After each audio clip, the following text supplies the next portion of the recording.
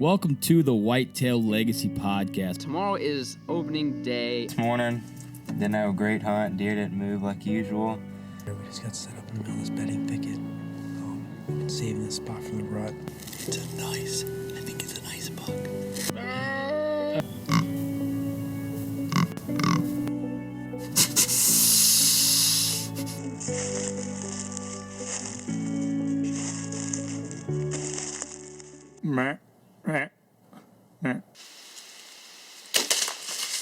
Boom! Hits a 170. That was money. I think he's down right over there, maybe 10 yards. Whitetail Legacy Podcast, bringing you back to the hunt and leaving a legacy.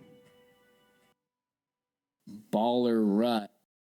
Here we are, another podcast coming out to you on a Wednesday. We're in the studio cracking bush lights. We're trying to get enough bush light cans to pay for gas money to ATA. We're getting damn close. Boys. So I got a long night ahead of me. yeah. So we got Alex Nadolski on for you guys this week. He shot a really nice Ohio buck.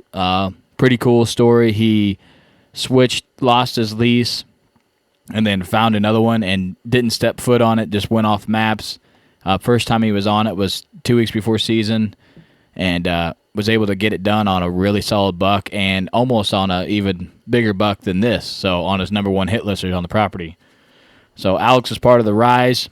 Check them guys out, Instagram, Facebook, YouTube. They got they're doing a segment series this year. We talked about that in this. Super solid guys. I mean, they're putting out good content, but the guys that are behind the Rise is that they're going to go places just because they got the worth ethic and they got the humor and they got the drive. I mean, And some big bucks. Yep. So I'm going to get into our partners real quick, and we're going to start out with the title sponsor, the OG, the VIP veteran Broadhead. I want to start off by saying that the doe film I got out is much lower quality than what we like to do, but it was late. I'm running a DSLR this year. I haven't ponied up to get the big buck lens yet. Mm-hmm. So apparently, if you're gonna kill a doe and you're part of Whitetail Legacy, it's subpar. Yeah. Subpar to everything else that we got. I put down a giant buck. It's not bad. Put down a doe. It's pretty rough. But Right. Anyways, just wanted to say in that video, it looks like I spine shot her, but I do not. I don't. The arrow literally went through both shoulders and locked her shoulders up to where she couldn't use her front legs. And then pogoed off her neck and a front flip. That's why she tried to put her legs down, and she couldn't break the arrow shaft because the broadhead was all the way through her. So, and that's one of the 3 veterans that I got left. So Nice. yeah. So So you still got a whole another year to go. yeah, I got a year to go.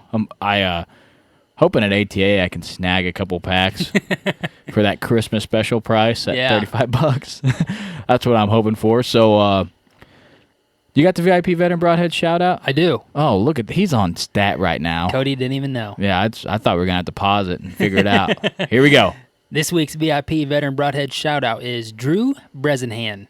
He's been in the Navy for 6 years. He's a petty officer, second class, been stationed in San Diego, California, and now is in Newport, Rhode Island. He's been deployed once in 2015, and he went to Fiji, Papua New Guinea, the Philippines, and Vietnam. So, Drew, man, you've been everywhere. I didn't even know you were in Rhode Island right now, but he said he's going to tune into this one, and I'm hoping we. Is he a bow hunter? He's not. He's not. Maybe we can change him. Maybe we can get him out there. Maybe. All right, man. Thank you, Drew. You've been through it all, man. I appreciate that. Big thank you from homie, me, my family, the VIP family, and Whitetail Legacy podcast family. Let's get into scent lock. Where are we at on this sheet here? I'm gonna let you cover that. You know what? Yeah. You know where you're at. Here we go. The next one we're at here in our series with ScentLock is storage. It says to store in the airtight containers. We talk about a lot with the Oz 500, with the 8K combo. They also have a scent tote is what ScentLock calls it. I bought one, I think 14 years ago when I first started using scent lock, and I actually just got rid of that scent tote this past year when I got an Oz chamber. So, they're very durable, and you should definitely store all your stuff in airtight containers, especially out of season. Or the Oz bag. Yeah. Yeah, or the Oz bag during, Yeah. I still kept my scent tote. I think the only thing that's wrong with it is I have one zipper's broken half. Yeah. But you're talking 14 years. Yeah. So, and then we'll do reactivate. They want you to reactivate after every 40 hours of field use. That's with the Oz. I reactivate every time I throw it in the truck. I do too. Yeah. It's one of them added things. sense of security. You're right. You're like, okay, I'll just You're just run like, this real okay, quick. We'll get this knocked out. Yeah. All right, I'll take an ECW calls this week. Jeff just put out a goose call. Did you see that? I did. I don't know how many woods are in that and how he got that wavy pattern, but that was super unique, super badass. Check out ECW Hunting Calls if you want anything unique done, custom. That they're your guys, man. I mean, Jeff's got it going on. It's a veteran-made product. All American wood. He's doing everything right here, local to us, with just a few people. So that I'm not really. I used to be into goose hunting pretty hardcore, but not as much because it takes up too much time for deer hunting. But his goose calls sound good and they look fabulous. So that'd be a great Christmas gift or birthday gift or anything I would like say that goose call was sexy. Yeah, I've never goose hunted in my life, but that thing was sexy. You almost want to buy it just to look at it. Be like, man, look at how many, I don't know, there's like 10 woods in this thing. I don't even know. But it was nice. Yeah. So, Ingram's Outdoor Obsession. What do you got for that? Man. I know you got a lot. I just got to say one thing about Ingram right now. If you guys want a taxidermist that truly cares about what you want in a mount, he is your guy. He's got awesome prices, incredible quality. I mean, the craftsmanship's great, but just him as a person alone makes me never want to go anywhere else. He knows how special Mr. Freeze is to me, and I bet you I spent 2 hours up there. And he's like, and I think that he's working 6 10s right now, or 5 10s, I think. Yeah. So he's off work on a Friday, or no, it was in the evening. So it was maybe Thursday or something, and he's like, we're going to get this done tonight. So he's taking away time from his family, set at the table. And even when I thought we almost had it figured out, he was like, oh, what about this? Look at this. I'm like, man, too many options, And I was really happy to have a taxidermist that I'm friends with, but a guy who literally would sit down and just like your mount, that's off the wall, badass. And he's like, yeah, let's do it, And he is super stoked to see your pack. Yeah, he's super stoked. He's like, I want to see it, to see how it's going to lay out. See, because you so. text me when you're going up there, and then you're like, you called me on your way home telling me everything that you guys got figured out with Mr. Freeze, and he's like, oh, yeah, dude, he wants you to bring your pack mount to Elmwood show. And I'm like, what? Yeah. So I was like, both you guys thought it was badass. I mean, I thought it was okay. Yeah, but it was you guys think badass. it's Yeah, badass, that mount's bad. That's a cool ass idea, and you're putting a lot of extra your touches in it. Yeah. So I like that a lot. Saves the memory with that buck, and we should have packed it out anyways. So that's just goes well with the story. But yeah, just pure passion for what he does, and the amount of time that he spent with me that night to figure out this mount.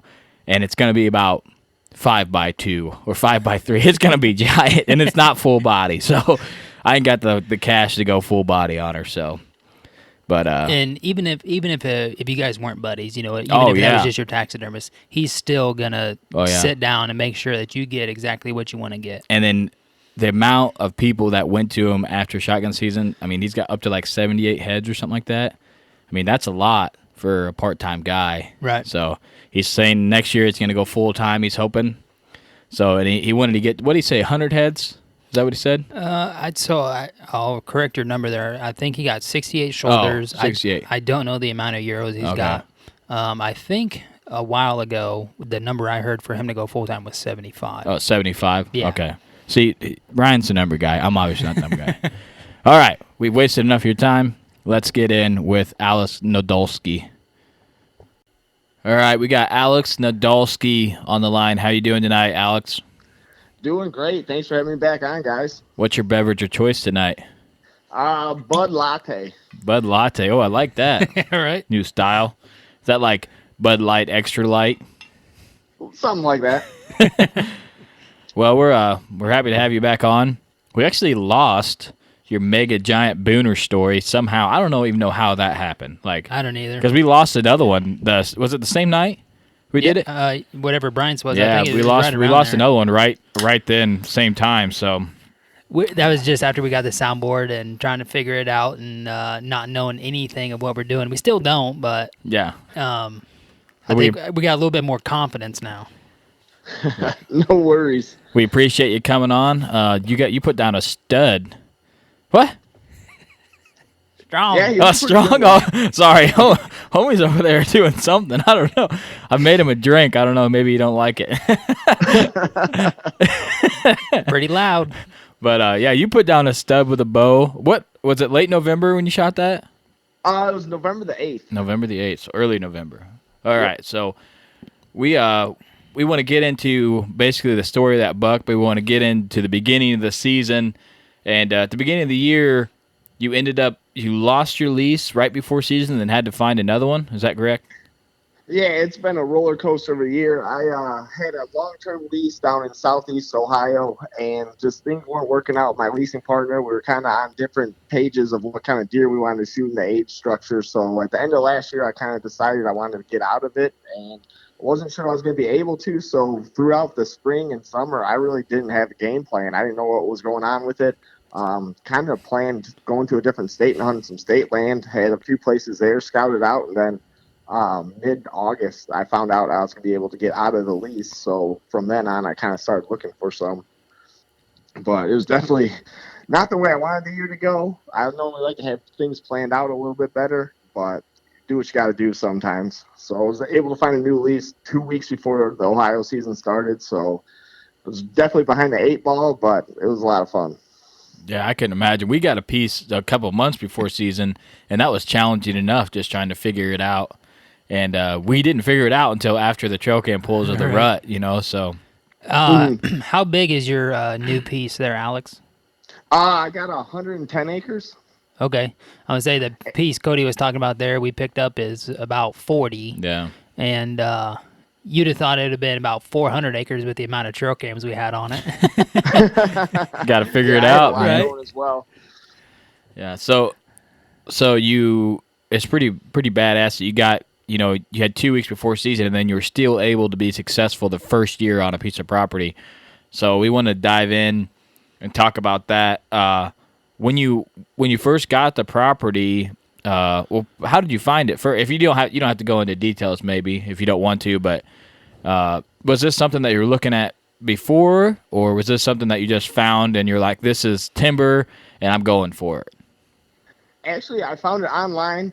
I emailed the owner, and he really didn't have much information about it. So he emailed me back a couple hours later with a map of the property and a little bit of information. And I work in commercial title insurance, so I was able to do a little background information on him and make sure he owned the property. And looking at the maps, it looked amazing. And I'm like, I have to have this. So as soon as I got to work that day, I gave him a call and talked to him, I think for about an hour on the phone. And the next morning, I was sending him a deposit. Nice. Man. That's sweet, man. You just sent it before without even really getting your feet on the ground. You just went full send, huh? Yeah, and then the crazier thing was he called me back the next day, and he's like, Alex, my phone is blowing up right now. People want this. He's like, I need to make sure that you are committed. I'm like, and I was actually out of town. I'm like, you know what? As soon as I get home, I'll send you the remaining payment, and I'll take it. And he's like, all right, that'll do. So got home 2 days later, sent the rest of the payment in the mail. Never met the guy, never even seen the property yet. Oh, man. Went on a whim, did a lot of research on maps, and just kind of fingers crossed with it. Is looking at maps something that you're, used to doing, or were you looking at a topo map or just like a Google overview? I was looking at Google overviews, topo maps. I really love to look at maps a lot. I think you can kind of get yourself in the right area. You can't necessarily pinpoint it, but you can get yourself close with maps. And this property just looked amazing on maps. It was completely opposite of what I was used to. My old property, all of the roads and like the farm fields were down low, and everything was hills going up. Whereas this property, my roads are up high, my fields are up high, and everything goes down. So it was complete 180 difference than what I was used to. So it was a rush to learn it. Yeah, I can imagine. That's kind of like ours. All our hills are up on the tops, and then all the timbers are down in the valley. So was it split up pretty evenly, timber and field, or? Yeah, it was about 50-50, maybe a little bit more timber than field, but Nice. It was pretty even. Yeah, that's nice. I like when you get you might have 110 acres, but I'd like there at least to be a 25, 30 acre chunk of timber on there, not just a bunch of valleys and fence lines and stuff. But there's big deer on that for sure too, but it's easier to hunt them, I think, when you got that big block, hold some more deer. But yeah, a little bit more bedding area for them. So when you got your feet on the ground for the first time, when exactly was that?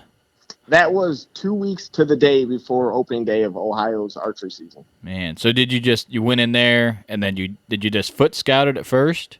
Or just kind of go into the basics of how you decided where you were going to focus your efforts for the very first time you walked on it? During that time of year, I really do not like to go into the woods. I kind of like to stay out of the woods the month of September, so I really stayed on the edges a lot. There's a couple spots I dipped into, but not really much. I think I blasted 8 cameras around the whole farm. And like I said, I really just stayed on the edges, put some minerals out, did a couple mock scrapes. Just didn't really want to dive in too far yet. Yeah, okay. So you're running their trail cams on the edge of the field?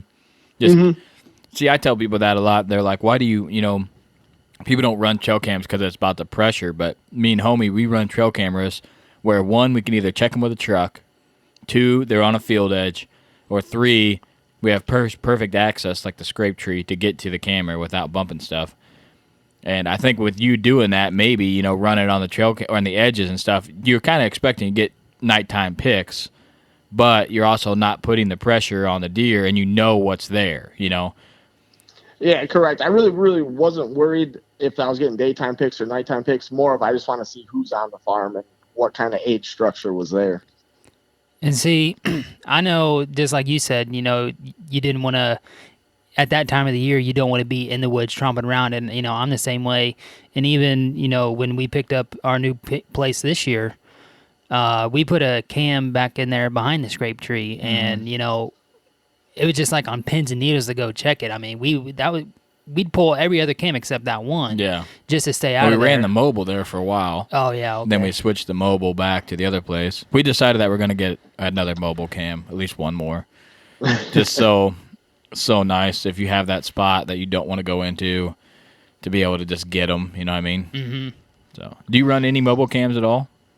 I really don't. I have tried one in the past, and it was decent, but I had issues with the batteries on it, and so I've been just kind of running the old school normal Moultrie cameras recently. Yeah, I love Moultrie. We ran a bunch of cameras this year, 5-6 brands. Yep, trying to see what's working. See what's working and really dig in, and they all got their perks and downfalls, but I think my Moultrie mobile this year, once I got the batteries in it, has been an absolute rock star for 4 or 5 months here. We're going on 5 now. Yeah, going on 5 months of running solid where I have not pulled a card in it. That's insane. So, but so when you were walking the field edges, was there any last year's sign or anything like that to go off of? There was a lot of old rubs, nothing really big. A couple bigger pine trees, but a ton of little rubs going. But there was a lot of deer sign. It was kind of almost to the point where automatically I felt like there's a lot of does here. Like the runs were just beat down. Sign I've never seen in the state of Ohio before. So I definitely knew there was deer there. So I kind of just went off that and tried to find the good runs, the good pinch points. And that was pretty much where I would set up the mineral sites. Okay, so you set the mineral site up and then ran the trail cam. So you're 2 weeks from season, so pretty much everything that you had was already velvet shed, correct? Mm-hmm.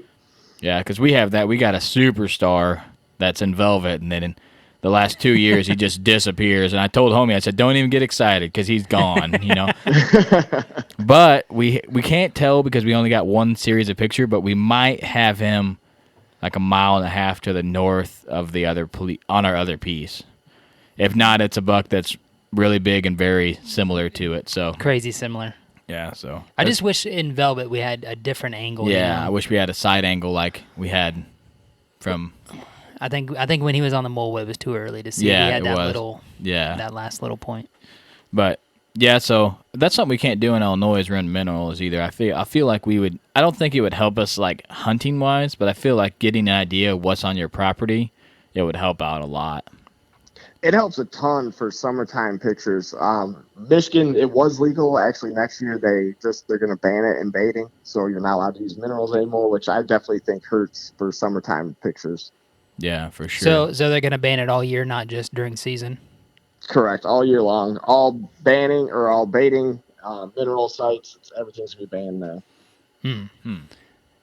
What is your opinion on if it helps you during hunting or not? Because a lot of people that, we talk to, or not even just this podcast, but just, in general, say that, with the rut and everything, that it doesn't help you as much as people that can't bait think it does. Yeah, definitely for the rut time of the year, early season, I don't think baiting helps at all. Minerals don't help at all. Late season, I would say that is the time that baiting helps. That's really the only time I do it. If you can get some super cold weather, normally by then your food plots are kind of smoked out by all the deer, eating them for a few months. So baiting definitely does help during the late season, but other than that, I don't think it's a big advantage. So you weren't able to put any food plots on this Ohio piece, correct?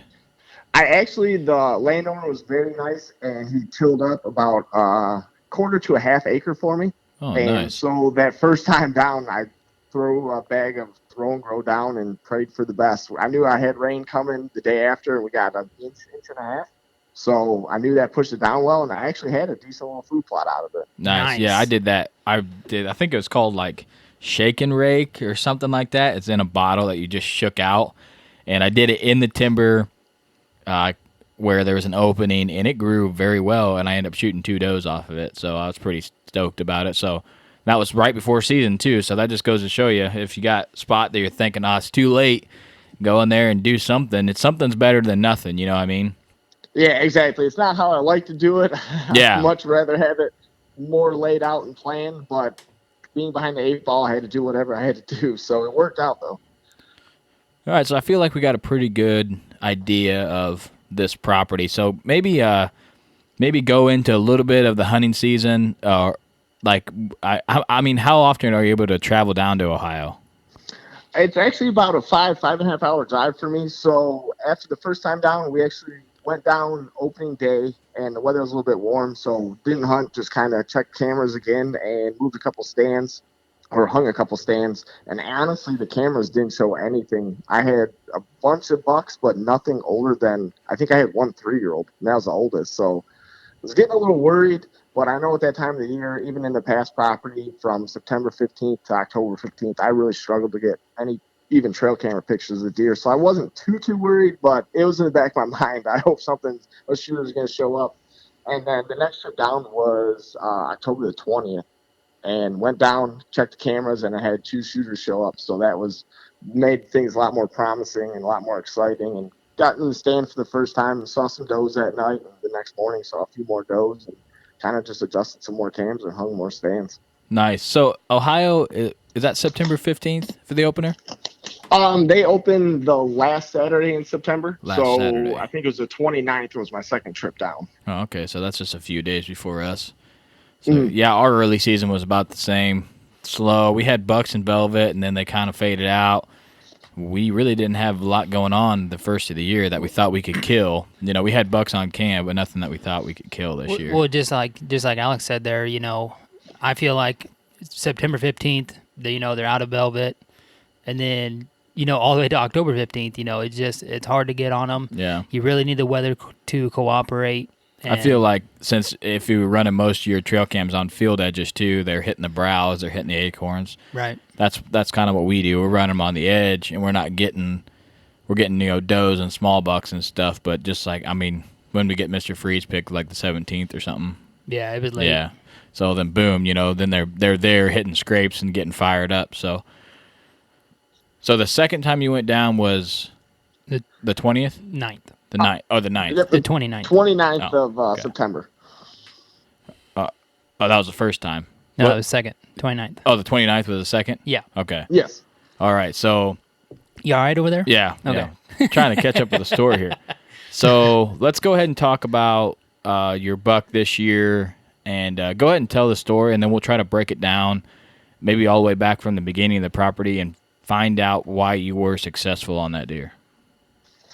So normally, like all hunters, we go down for our rut vacation. I headed down November the 3rd, which is normally a little early for me, but not knowing this property very well, I wanted a few more days of scouting and a little kind of hunt scouting, as you would call it. Just my favorite days are the 7th through the 11th. So I wanted to make sure I had my stands in the right spot, cameras in the right spot, and knew a little bit more about the property once we got into those dates.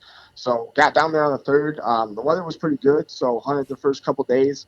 Didn't see too much, a bunch of does and some young bucks, and then I had some warm, rainy weather coming in the next few days, so kind of just used those days to move some cameras. I found a new spot on the property, which is actually where I got the first picture of this buck. It's right on the edge of the road, and there's 3 big scrapes, so hung a camera on it, checked it the next day, and he was there in the middle of the night. From the pictures I got, they weren't very good. I thought he was a mainframe 10-pointer with a flyer, but I only got one decent picture. The rest were blurry. So good weather came in on the 7th.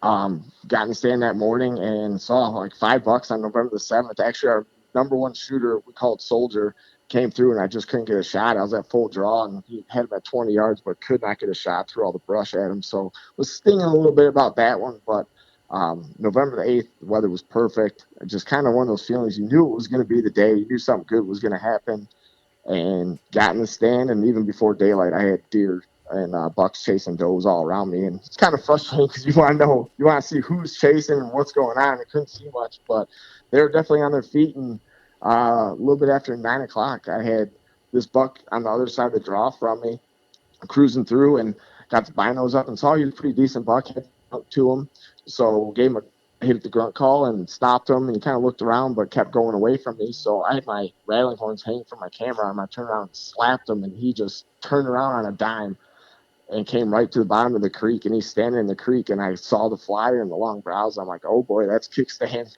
So he came right up the hill and gave me a 19-yard shot and put it right through him. He ran right down the hill and ended up standing right back in the creek where I recognized who he was and tipped right over. Oh, nice. I love it when you get to see him go down. I've only had that twice on bucks where I actually got to see him just tumble over. So it's so feeling. Nice. You're like, oh, okay, I don't have to worry now. Right.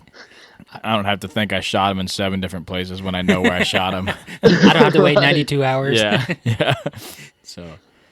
So you got the trail cam picture of him the day before you shot him? It was a couple days before. I think it was the 4th or the 5th. I got the trail camera picture of him. Do you think that he was just cruising through that property, or do you think he lived maybe on the neighbors, or?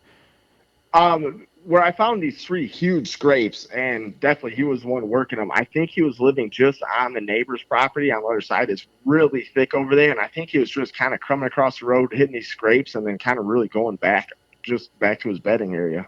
Yeah, we've seen that where deer travel out of its way just to hit a scrape. So he's traveling from the neighbors, and he's hitting this scrape. You said there's a couple of them there, and you got him on trail cam. Did you have to move a stand to get on this buck, or did you believe that since he was in this area that you're just going to hunt maybe closer to that area? Actually, the stand that I shot him out of was the very first stand that I hung on this farm. Nice. Once I got the pictures of him, I did hang a different stand on him, or on the scrapes that he was hitting, and I hunted him for a couple days. But like I said, the weather wasn't great those days, so it was kind of just on a spot that I could see a good ways, and if he came across the road, then that'd be sweet. But yeah, it was the very first stand I hung on this farm, and first time I hunted it. We noticed this year that one scrape that we have on is pretty daylight, and then on the other property, those 2 or 3 are 100% nocturnal. We had one, but we ran a trail camera there all year, and we had 1 buck in daylight. Mm-hmm. That's like small buck, big buck.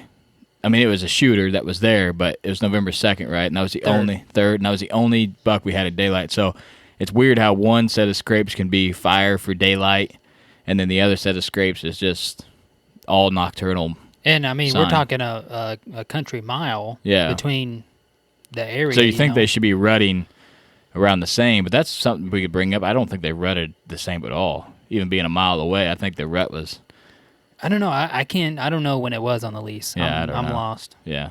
I know when it was on. I bragged up this spot, my lease, to homie for like 3 years, and he finally got to hunt it this year. And I mean, we pulled a big deer off of it, but it wasn't. He's like, man, dude, we can double buck. We're gonna double buck today. I don't know how many times I heard that. He said there's tons of does. I've probably seen 4 does the whole time. Oh, you shot one. Oh, 4 does. Okay, 5. He's seen a lot of does. Don't let him argue. Yeah. You seen 5 that one day with me. 3. I seen that 3. That Yeah. 3-pack. Okay. Yeah, we're moving on. All right. So you got Kickstand down, and he's down in a creek. We know a little bit of something about that this year. That's always brutal to get out. So were you down there by yourself, or were you hunting with some buddies, or? No, I had my leasing partner that went in on the farm with me. He was down there with me. So we brought a quad down. Thank God they had a winch on it. So we were able to drive the quad right down to him. I think we got 10 feet from him. We only had to drag him. Nice. Not far at all. Nice. So that worked out really well. We need to get a quad. Yeah. Yeah, they're handy. We need to get on that level. Need something with a motor. Yeah. Something. Yeah. So, what do you think your number one reason for being successful on Kickstand was? Really just time in the stand. Getting in the stand during November as much as you can, no matter what the weather is. Even on the days when our weather wasn't great, we were still hunting. We kind of moved some cameras and some stands around a little bit more those days, but just time in the stand. November, that's what it does. It's what it takes to kill big deer. It's just time in the stand. And, just like you said earlier, even though you're not hunting a good stand, you're still hunting and you're scouting while hunting, and you get in that time frame in November and you never know what can happen or what can walk by. It's some new buck out of nowhere, has no idea where he's at, comes strolling by, and next thing you know, he's at 25 yards and you drill him. So, just like you said there, just get in a tree, try to hunt it right, and put the time in. Yeah. And you said that you were almost successful on your number one just a couple days before that, so that you were in the ballpark. What made you stop hunting that?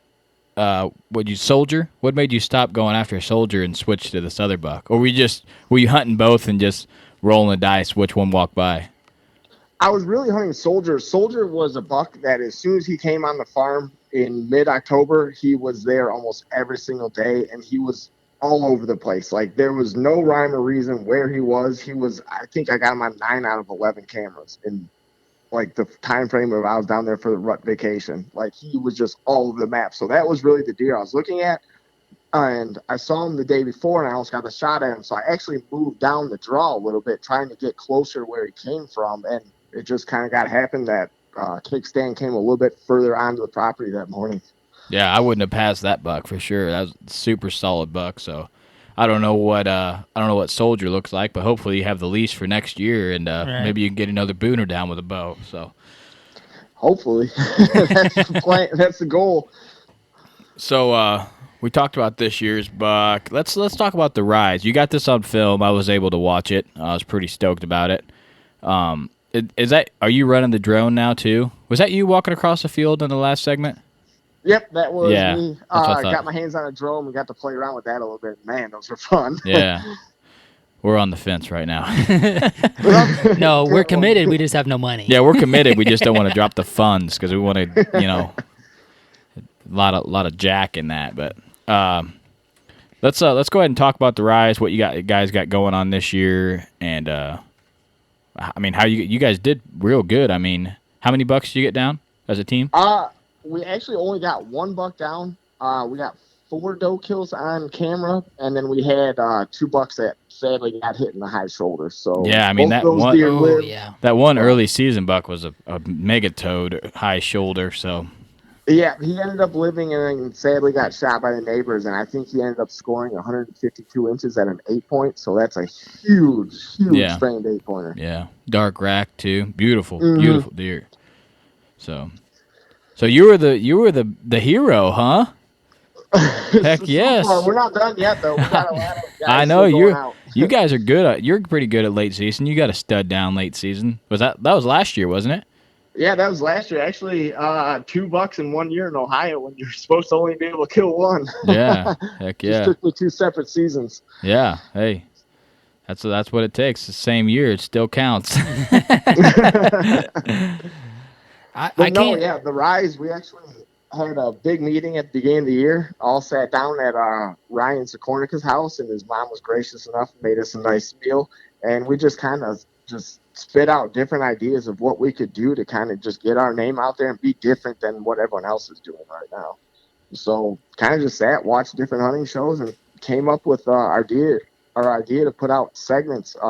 Every 2 weeks, we're trying to put out a different video just so people can kind of follow along with how our season has gone, and we're just getting out footage quickly to the viewers. Who's doing all your guys' editing?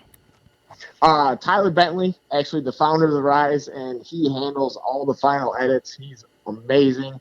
I can't thank him enough this year. He's been on the ball. We do a little bit of editing ourselves, but he does the final edits, and he's knocks them out of the park. Yeah, I really like you guys' how it's flowing. I was a little what? Turn that. Oh, my bad. There you go. He's Mike etiquette. I was a little scared for you at the beginning of the year because I know like us, but you guys have a few more people than just 2 guys, but if we're going to try to release something every 2 weeks, it's hard to get the content for one. It's hard to find the hunting time for 2. Even if you don't have a kill, I still enjoy, action and stuff like that, or seeing what, keeping up with you guys, seeing what you guys are doing. But for us to even get enough content in 2 weeks to be able to go hunting like early October and stuff, that would be super hard for us to do, So props to you guys for getting an idea and just going all in on it and sending it. And I think it's been pretty successful. I enjoy it. So I know that it's been getting quite a few views. At least I've seen everyone. You've seen everyone, Yep. homie, but except the 5th. The 5th, yeah. By the time this comes out, I'll watch it. That was a deer suit one. Did he hunt the whole time in that, like in the stand? He actually didn't. The plan was for him to hunt the deer suit the whole time, but as soon as we were getting ready, and we hunted right behind his house that night, and that deer suit was so bright that we knew that if any deer came in within 100 yards, we were going to get picked out. So at the last second, we were like, you know what, throw the Badlands camo on. The deer suit's just too bright. Yeah, it was pretty bright. We're about to hit the pause button on this. I got to watch it. Yeah. I was like, if this guy shoots a deer with the deer suit on with the hood up, that's going to be pretty solid. So we might still try it. Yeah, hey, getting a blind, it still counts. Getting a blind, that still counts. So what's do you have any idea what the Rise plans to do next year? Yeah, we're gonna take all the segments we put together this year. We're gonna try to put them into a DVD and try to extend them a little bit, show you more of how our hunts went. Doing 2-week segments with 4 hunters, and we were trying to keep each other's hunts within 2 to 3 minutes. Kind of got really hard, so we didn't get to show you guys too much. So we're gonna put a DVD together, show everything from this season. Also, we're gonna work on some turkey hunts. Trying to grow our YouTube page and really trying to get some sponsors on board with us. Yeah, it's a tough grind, man. Mm-hmm. Yeah, it is. Yeah, we understand that. There's a lot of guys out there doing it, but I can tell you guys I can tell who's real and who's not, and you guys got the worth ethic, and I like talking to you guys. So that just alone tells me there's some people like I can just watch and be like, no, that guy's a douche. You know what I mean? Yeah. Just to be blatantly honest, be like, no, I would not like that guy if I would hunt with him. I feel like I could hunt with all you guys and be like, yeah, this is cool. So I know you guys, I know Matt and what's the other guy's name? The leader? Tyler and Ryan. Yeah, they put a bunch of work in on public, didn't they? Oh, yeah, they've been grinding this year. It's been a struggle. I know for Tyler, he's been hunting his ass off, and he's struggling. But he's been on some deer the last couple of days, so hopefully it's going to turn around for him. Yeah, that's good, man. I was watching them. I'm like, man, they're bouncing around, and they're not seeing any deer. And I'm like, damn, that's rough when you travel that far, to hunt, and then you don't see anything, and then, you eat a tag. But you guys are definitely putting the work in, so I think – get out there a little bit more than someone to see you and be like, these guys are real and they'll get on board with you. Yeah, and that's what we're hoping for. And to complete the segments, we still have 2 left coming out. I'm hoping once people can see that we can put a whole season together, they'll bring good things for us. Yeah, for sure. Yeah, I'm excited to see the next segments. I like following people's seasons, whether they're rough or good, because I've been in all situations. I've had awesome seasons, and I've had seasons where I'm like, I'm the worst deer hunter in the world. So Alex, Yeah, I think go ahead. Tyler, between hunting in earlier December between Ohio and Michigan, he had like 7 hunts where he didn't see a single deer. Like, it's just getting tough. But after Christmas, Matt's heading to Missouri. January, I'll be heading back to Ohio, and Ryan's heading to Illinois. So we got some good states that we're hunting late season. So hopefully we can put one more good one down for everybody. Heck yeah. You guys aren't giving up. That's good. Are you guys going to make it to ATA? I was talking to Matt, I think, and he said he wasn't sure if you guys are going to or not. We're trying to. We're still working on it. We're hoping we'll be there. If not, even to get to the Badlands Film Fest, we'd love to be there too. Badlands is actually helping us out a ton lately. So we're trying to get there. Nice. Yeah, let us know if we're there. We'll definitely meet up with you guys and hang out. So. Oh, for sure. What you got, homie?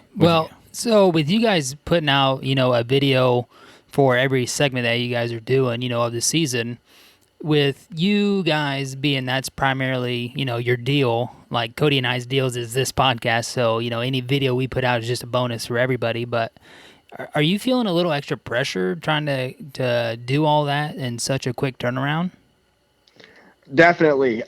We had the idea of the segments, but we did not know how hard this was going to be. And honestly, pretty much all of us live at least an hour apart. So getting footage together is super tough. We were able to get a Dropbox this year, and that was a game changer for us. We can all go in there, drop our footage in there daily, weekly, whatever it is, and that has just been a game changer for us. Man, I don't know what Tyler does for a living, or if I think he's got a wife. I've seen that in segment 4, I think. He must not have any kids, because it takes a long time to put a video together, man. Yeah. Yeah, we try to help him out as best as possible. Like, we'll pretty much put the timeline together of each of our hunts and then give it to him for the final edit, but he has been busting his ass this year. And like I said, I can't thank him enough. He's done a great job, and he's stepped up big time. Yeah, I'm excited for you guys. So, let's see, we're not too far in. We got time. We got time for the content that we missed 7 months ago. So the movie story. Yeah, I'm excited. Yeah. Somehow we lost this. I have no idea. It was like it was there. It was gone, but the ending was there. I'm like, how is this even possible? So, homie must have just hit the non-record button midway through or something. Be like, nope, not listening to this Booner story. Click. All right, so yeah, go ahead and tell us a story. I'll listen to it again. It was great. So you don't even remember it. Oh, I remember it. The movie story pretty much started when I started hunting in Ohio. It was 2014. Got my first lease down there and started running trail cameras on it. A little behind the 8 ball, like always. And this deer showed up. He was we thought he was a 3.5-year-old, just a beautiful mainframe 10-pointer, probably 150, 155. And pretty much just obsessed with this deer ever since that day. And only got 2 trail camera pictures of him. After that, nothing for that year. So I went down, looked for sheds. Couldn't find him the next year. I started running trail cameras, I think in April. Like, I was like, I have to find this deer. My dreams, everything.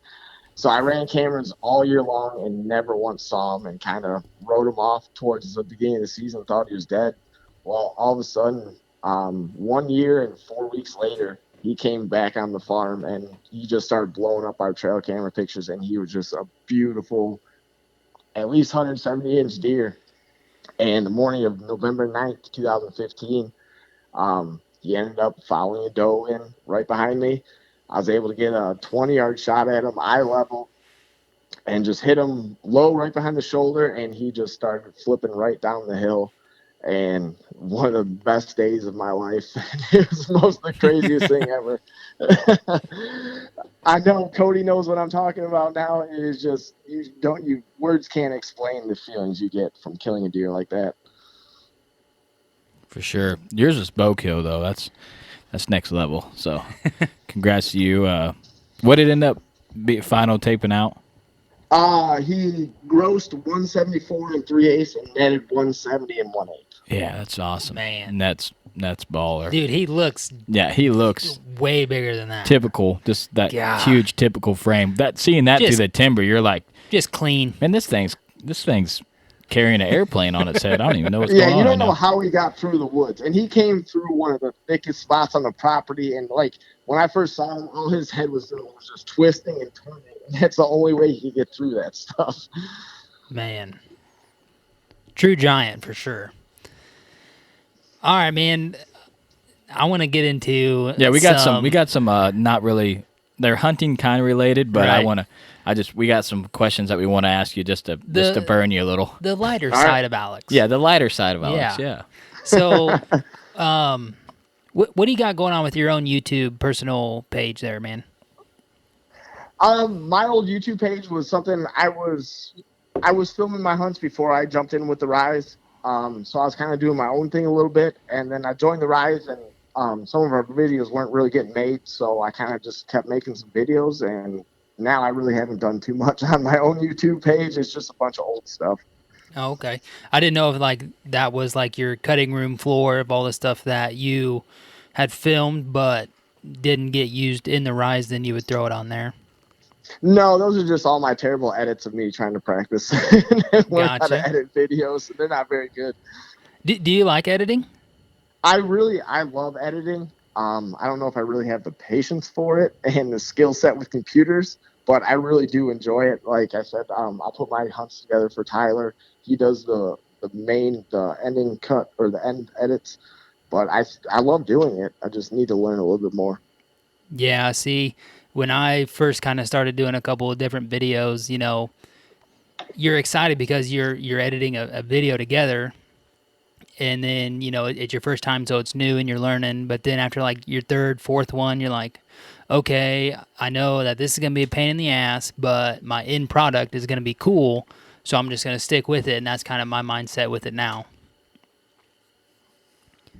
Yeah, I think my first few videos I made were taking me like 14 hours to make like a 6-minute video. Like it takes time, but the more you do it, the better you get. But yeah, it's definitely something that I want to learn how to do a lot better and do it a lot more. Right. So, what is your mic situation? Honestly, I only my Rode shotgun mic. Yeah. That video was one of the funniest hunting Dude, videos I've ever I seen in my love life. that. Yeah. Oh, when I didn't turn it on, that happens all the time. Yeah. I don't know why they don't make that thing just to automatically turn on with the camera, but oh my god, I'm horrible with turning the microphone on. My fiance beats me up about it all the time. Oh yeah, that was why it's so funny. She's like, "This is the second interview." Because It was Alex, probably like the 5th or 7th. To be honest. at least you caught it though, like while you're still hunting, and you could redo it, you know. Yeah. And then she's like, "Yeah, Alex, we got to turn the mic on, so we're redoing this interview again," which I'm super pumped about. Yeah, it doesn't like doing the interviews in the first place, let alone having to do it 3 or 4 times. Right. I was super pumped to see her get a bird down with her bow, man. Yeah, that was sweet. Oh, that was the highlight of the year for sure. We've been hunting turkeys with a bow for, I think this is our 4th year, and that's the first one together we've killed. I haven't killed one yet. She got one before I did, and it was a fat bird. It had a 10 and 7/8 inch beard. Nice. Yeah, she was Beautiful stoked. bird. You could tell that she was jacked. So It's been a long time coming, and I have to thank Matt. He let us hunt behind his house and kind of had it all set up for us. nice. How's she doing with deer hunting? She killed a doe last year, and then she hunted with me early October this year, but she's actually a photographer, so her October and November were completely swamped, so I only got to hunt with her once so far. We're going to try to get out next weekend to get her a doe kill at least. Nice. Right on. Yeah, I could. There's a lot of weddings in October, November, and stuff like that. So Christmas pictures coming up. So I bet you she was swamped. Yeah, she was totally swamped, but she truly loves the turkey hunt more than she likes the deer hunt. So spring's kind of her time and fall's my time. Yeah, that's what I was trying to tell my wife. She killed a nice buck a few years ago. Then she went the year after that, and after that she didn't kill a buck that year. And then after that, I think it was almost just kill one bigger than her brother, and then she was dissatisfied. But I'm trying to get her into turkey hunting. I'm like, it's warm. There's a lot more action. I think you'd really like it. So this year, I'm just gonna make her buy a tag and be like, well, you got a tag. We're not gonna waste it. So Right. so she'll get out there, and then I'll be able to film her at least. And the biggest key is you don't have to be scent free. That's, I think, the number one thing she loves turkey hunting the most is you don't have to be scent free. Yeah, it is a lot nicer just to wake up, have sweatpants on, throw some 3D leaf camo over it, and and it's primo nap time out there, man. You're on the ground, the sun comes up, it's warm. I got some of the best naps I ever got out turkey hunting. So. Oh yeah, and there's just something about the spring of all the animals just making noise and the birds gobbling. The spring's something special. Yep. Well, man, we appreciate you coming on. You got anything else for him, homie? No, man, I'm all out. Yeah, we appreciate you coming on and telling your story for this year. Congrats again. I know you put a lot in work in. I mean, just driving to Ohio that many times and back, I mean, that's a lot of work in itself. So I went down to Missouri this year. It's about the same distance, but I need to go down there and spend more time to be able to get it done. Just like you said, time in stand. That's another story of a regular guy not hunting a huge property, and his number one key to success was time in stand. Mm-hmm. So that just goes to show you anybody can kill these giant bucks. It's just put the work in, hunt smart and hunt as much as you possibly can, and you can get it done. So you got anything else you want to say, Alex? No, just thanks for having me on again, and congratulations to you guys on both of your great buck kills. Yeah, thanks, man. We'll definitely be following the rise, and we hope big things for you. So keep in touch. Let us know if you're going to be at ATA. We'll meet up, and we'll see what we can do down there. Hopefully not getting too much trouble. Together. Yeah. All right, man.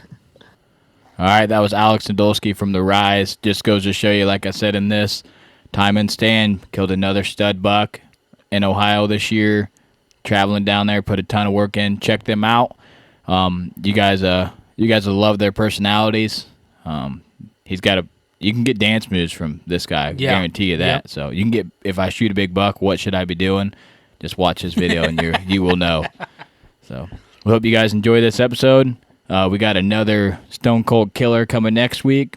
So get out there. If you got any season left, we got a little bit. Mm-hmm. So we're still going to be hunting hard. We're going to have some fun. We're going to leave a legacy, and Whitetail Legacy is out.